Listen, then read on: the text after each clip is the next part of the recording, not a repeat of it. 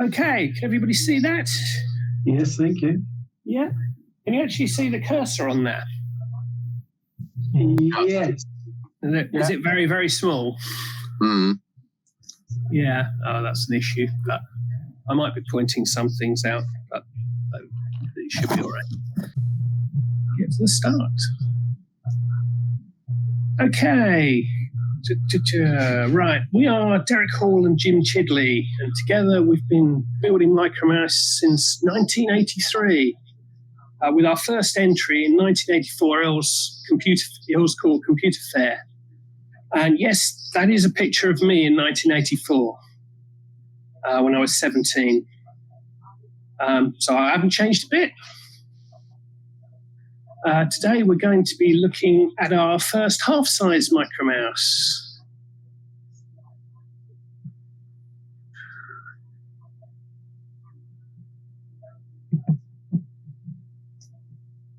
Okay. Over the years, we've built a lot of mice. This is by no means an exhaustive selection of our creations. We built mice with 2 wheels, 3 wheels, 4 wheels, 6 wheels, and even one with 1 wheel, using stepper motors, DC motors, you name it. We've probably tried it. Some have been more successful than others. But we've never built a mouse that doesn't turn when it gets to a corner.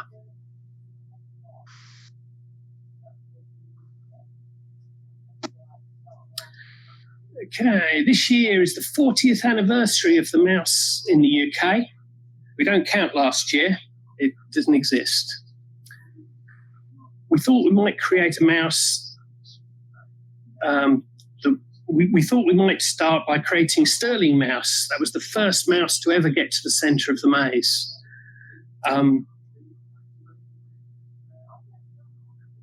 Yeah, I know it was actually there. But it was really just a two-wheeled stepper mouse with an innovative mechanical sensor that probably is above our fabrication ability. You might be able to do it with a 3D printer. That'd be interesting. So we decided to go for a mouse type that we've never tried before. Dave Woodfield's 1981 entry, Thumper. Thumper does not turn the whole mouse when it gets to a corner. Instead, it turns the 4 wheels underneath, leaving the main part stationary. It was also the first, and as far as I know, the last mouse that could talk, using a Vortex SC01 speech chip as used in arcade and pinball machines at the time. Here's a video.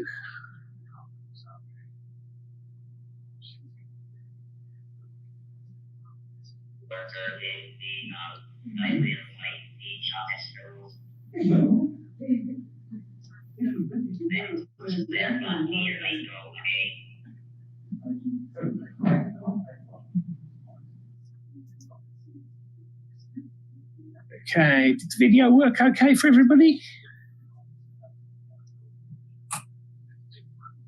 Go here. Right, Thumper's name is no accident. It can only turn all 4 wheels together using a single motor. So to correct twisting errors, it would deliberately slam into walls. And with the weight of Thumper measured in kilograms, Thumper earned its name.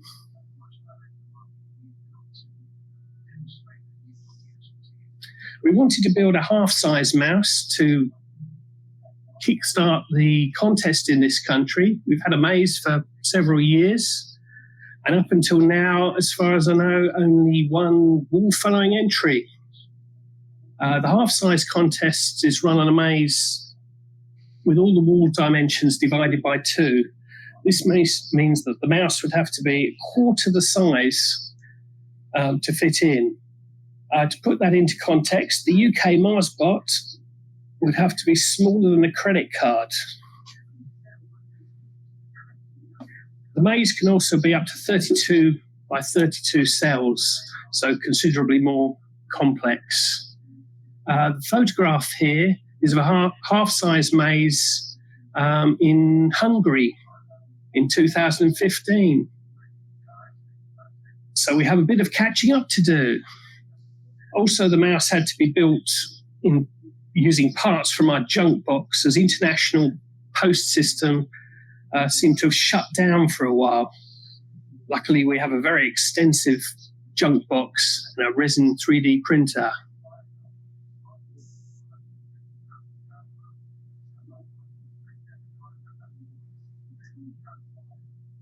The main microcontroller is an Arduino Nano with a USB micro connector instead of the more usual USB mini.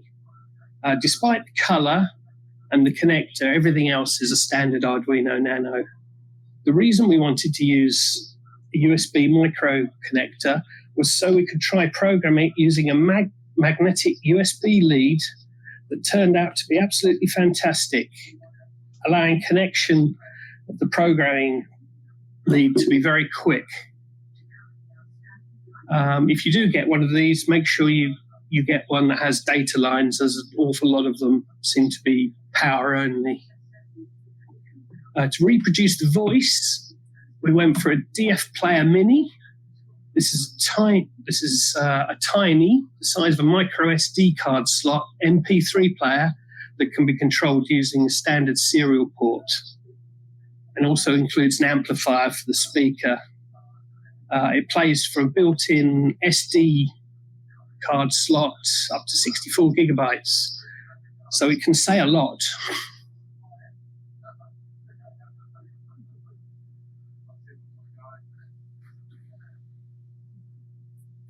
It is a four-wheel drive, four-wheel steer mouse.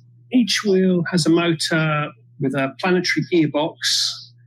The weight of the mouse is taken by a bearing that fits around the motor, as the tiny gearbox would not take the weight.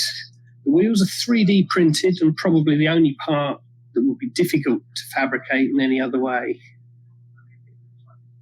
We use a DRV 8835 dual motor driver, as although the wheels move in the same direction, when the servos move the wheels 90 degrees to turn a corner, two of the wheels then need to turn in the opposite direction. Thought has to be given to the type of wire used to connect the wheels, as they are constantly moving. We use multi-strand silicon wire. To measure the distance the mouse has travelled, we have a Hall effect sensor on one of the wheels, counting 1 millimeter magnets that are spread equally around the wheel. This gives a resolution of about 3.25 millimeters. We then increase the resolution by taking a percentage of the time measured between counts from the last count and dividing that up so that you can add a bit more accuracy to where the mouse stops.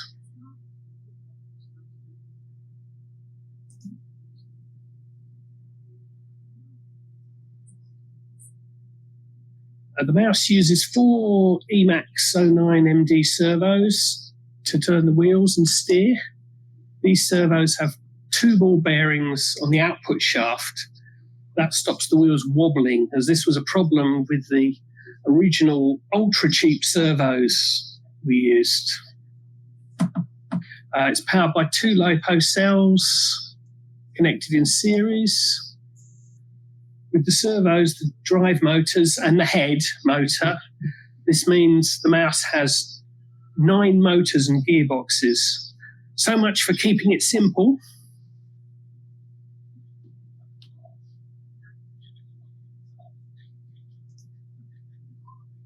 The mouse uses VL6160X time-of-flight sensors that use a laser to send out light and measure the time of the return to give a distance in millimeters.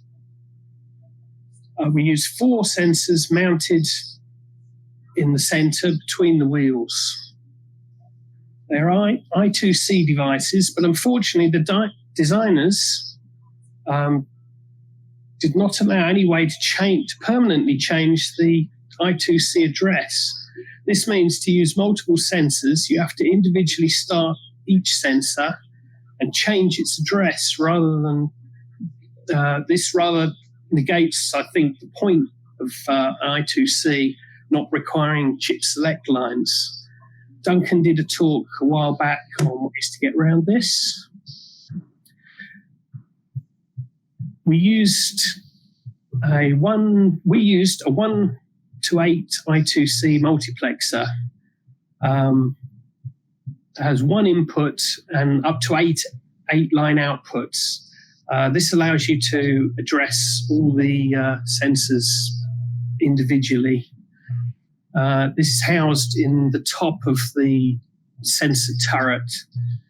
So the whole thing only requires 4 connections to go up to the main board on the top. The sensors can see about 20 centimeters, so they can register walls along the next line and add them to the maze.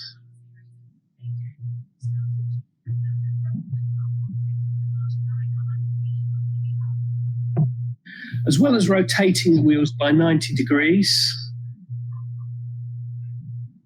to go off in a different direction, the 4 servos allow for correction of errors whilst travelling forward. We have individual control of all the wheels, so we can move to the left or to the right without rotating the mouse. In an ideal world, this is all that would be required for this type of mouse. But of course, we don't live in an ideal world, and eventually rotational errors creep in and cause it to crash. Unfortunately, it's difficult with the sensor configuration we have to detect such errors.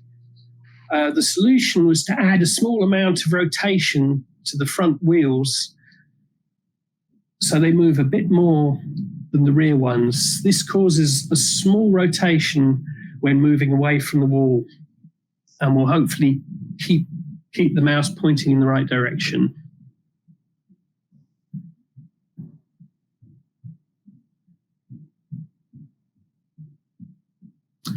All the software is written in the Arduino IDE using C++, and existing libraries where possible. This is the first mouse we've used C++ for. We have tried to make the software as simple as possible. The listing on the screen that you may or may not be able to read is the main loop for the mouse. Half the code is debugging code, but basically it asks the maze object which way to go, tells the mouse object to go forward until it finds a gap in the wall on either side or a wall at the front. It then reads the sensors and adds them and adds the current walls to the maze object. Then asks the maze object to solve the maze and checks to see whether it's in the middle. And then round it goes again. And he just continually does that until it gets to the middle. The mouse has no defined forward direction. You can put it at the start facing in any of the 4 directions and it will go off in the right way. The maze solver is the simplest possible that we could use. In fact, the code of the main maze solver is about 24 lines long. Not most efficient in terms of time, but it works and it's very simple to understand. It's the maze solver used by Alan Dibley's Theseus mice from the 1980s. We also added a connector for an OpenLog serial logger. that monitors the serial line and writes them to yet another micro SD card for later analysis, allowing debugging while the mouse is running in the maze.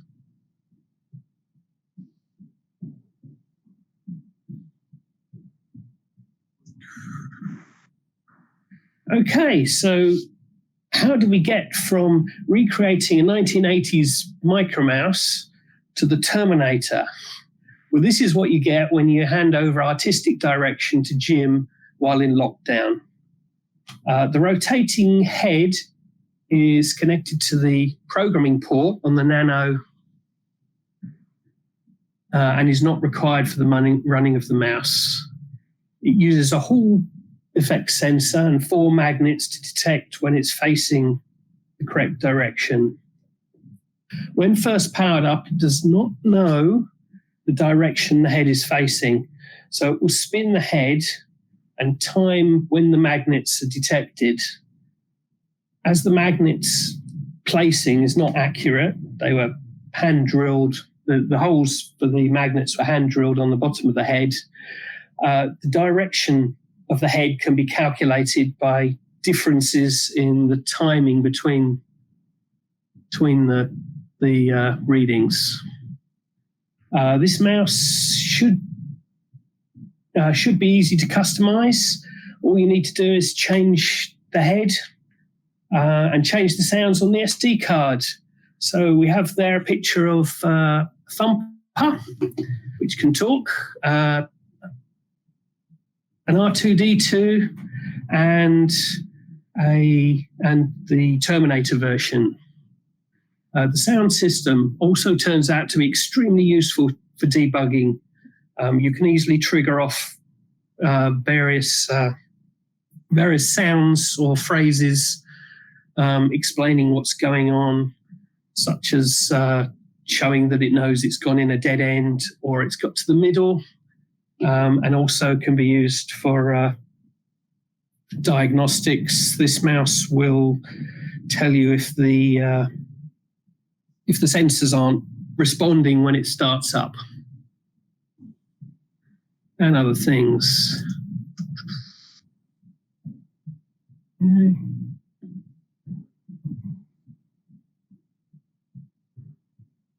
That's the schematic, and here's a video.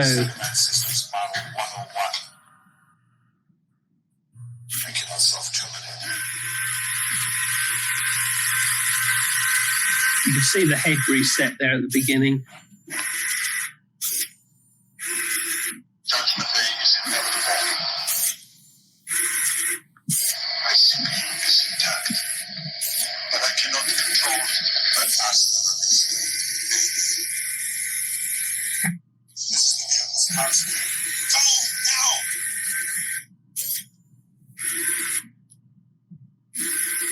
Trust me.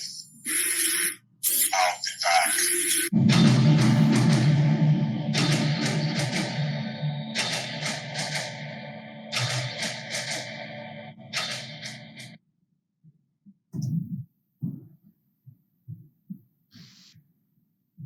Okay, that's about it. I think. Thank you, Derek. Okay, That's brilliant. As ever, that's brilliant. So, has anyone got any questions for Derek? Please, could we go back and look at the schematic? Yeah, certainly. I was supposed to pause on that, but didn't. Where have we gone? It's back here somewhere. This whole thing is a video. And yeah, as you can see, basically it's just a set of modules connected together with an awful lot of connectors. So the sound player, that's controlled with serial data? Yes, that's connected to the serial port on the Arduino. All right. So you give it an address and it plays you that clip or something? Yes, absolutely. Yeah, you tell it to play clip number 10 or clip number 3 or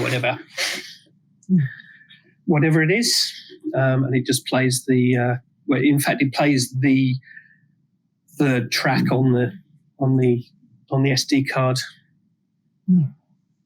I find it just phenomenally brilliant. I think it's wonderful. Thank you. Like it. We like it, Derek. Yeah. Okay. Well, we look forward to actually having a competition that we can run it at, and who knows what it'll turn up as. We just need some competition, really, Derek. That's what. Yeah. I think, Duncan, you've built a half-size mouse, haven't you? How's that going? I have here this wonderful C15 thing, which has got a 3.3 ampere hour LiPo that lasts about 2 minutes.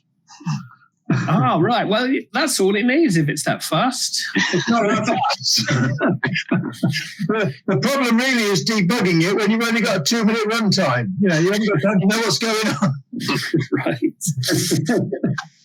I have started making a different version with different batteries on, but other things have got in the way. Yeah. But I definitely think half size is the way to go. You can get everything done on a small table. Yeah. We had to build a maze. The maze is magnetic, so it sticks to nails that are in the main board. It's a wooden board, but we just hammered nails where all the little posts go and the walls. That takes up all the tolerance issues, doesn't it? Because you can jiggle it a bit. You can.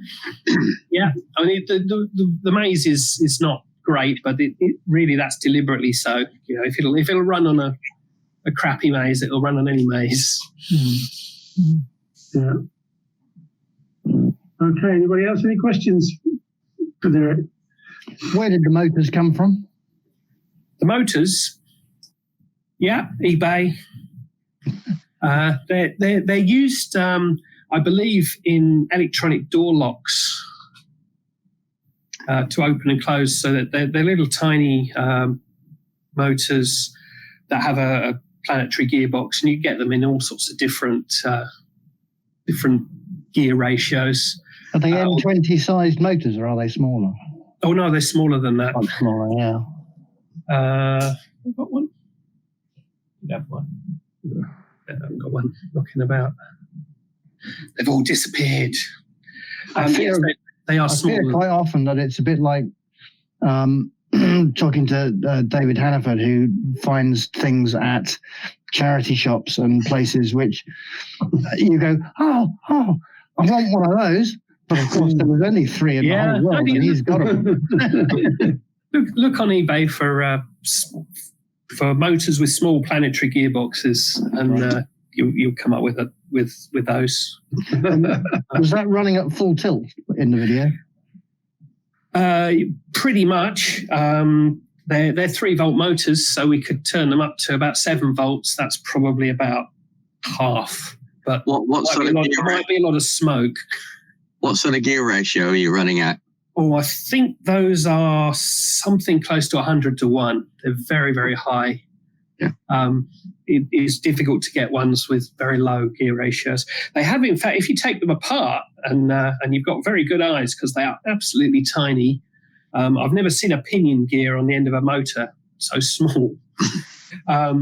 They have 3 stages. So if you were really careful, you could probably take one of those stages out or fill it with super glue and make it up and reduce the gear ratio a bit. But yeah, they're difficult. We have found some that are about 20 to 1 gear ratio, but they're smaller than that. So they might be quite good for... You run the risk of running out of torque then. That's the thing, isn't it? Yeah, absolutely, yeah. And so you'd have to make a very light mouse, which this isn't. What does it weigh? Do you know what it weighs? What it weighs? I can tell you what it weighs by my scales, which have also vanished off the face of the earth. Oh, that's ridiculous. Where have they gone? They're always here. Can't see them. It's not a lot. It's a good about 200 grams, I think.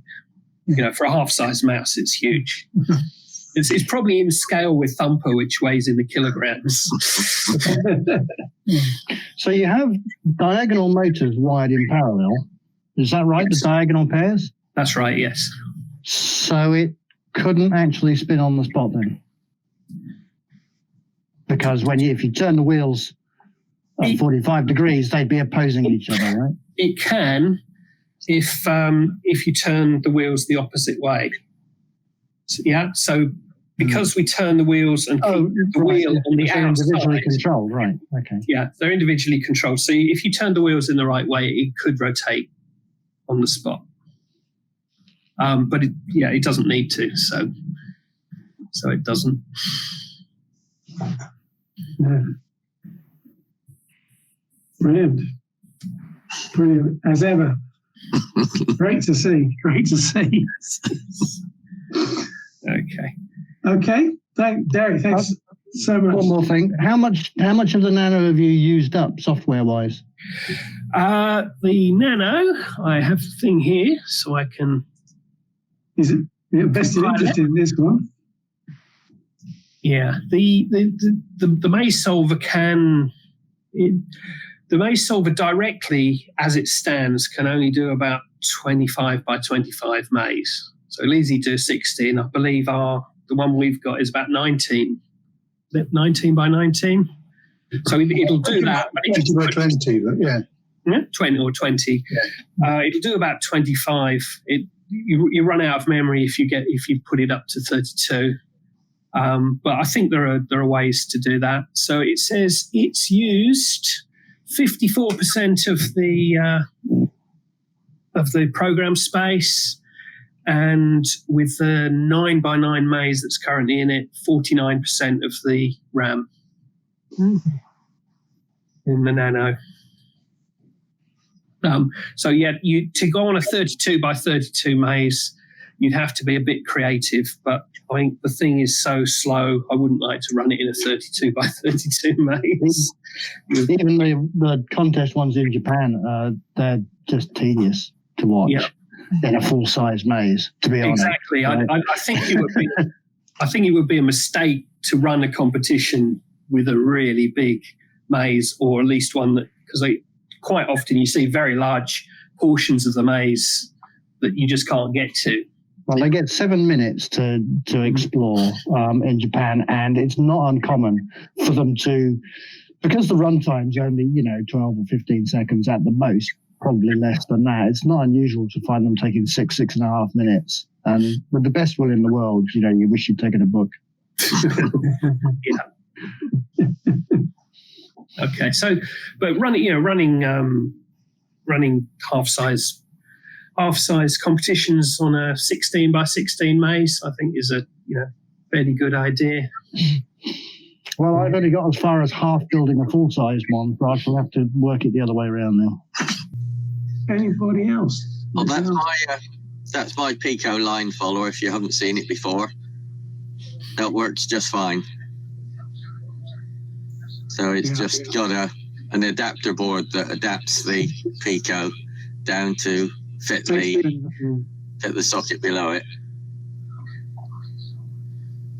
Unfortunately, the Pico's 0.1 of an inch wider than a Nano, so the pins don't go directly below.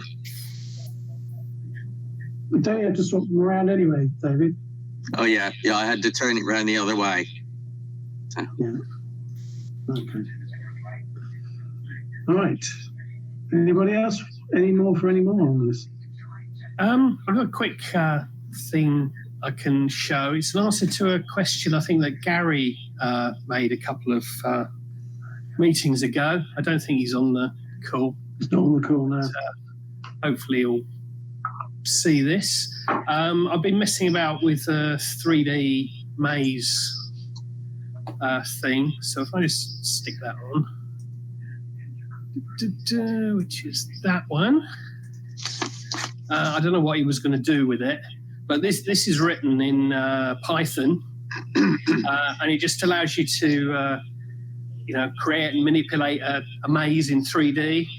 So you can go down into it, go through it, make it look, like you're in the maze. Originally, it's a maze editor. It was done as a maze editor, so you can go in and change these walls. So you can just get them to slide up and down, complete with Star Trek samples, and create a maze. So I don't know if that's the sort of thing he was talking about, but you can also then, you could link this, via some sort of telemetry to stick the mouse in the right place or make it go round in the right way. It uses the C files from Pete's maze collection, so you can stick any standard maze in it. That'd be really nice, hooked up to our Python control UKMarsBot project. Right. Yeah. It's all done in done in Visual Python, so you could, stick that on a screen. Visual Python. What's that? Visual Python. It's something they use for sort of showing physics. You get on the internet, you get a lot of these, odd physics simulation things, and they all seem to be written in Visual Python. It's really good for this sort of thing. Again, the program for this is absolutely tiny, and it deals with all the 3D stuff. Send it. Send all your codes. Send the code. Yeah, only obviously the code for it is only a couple of pages of code to do this, which is quite impressive. I thought. Well, maybe Gary will see this. We'll stick it on the end of. Stick it on the end of the thing. Yeah. I have no idea whether this is what he was looking for, but he said, has anybody done any 3D? Because this could be used as a simulator and stuff. You can make the mouse move around. That sort of thing. There we go. Is that it? Thank you. Yeah. It seems to be still Christmas at your house. You have no idea. There is a Christmas tree down there. My wife says she's not taking it down until COVID's gone. God.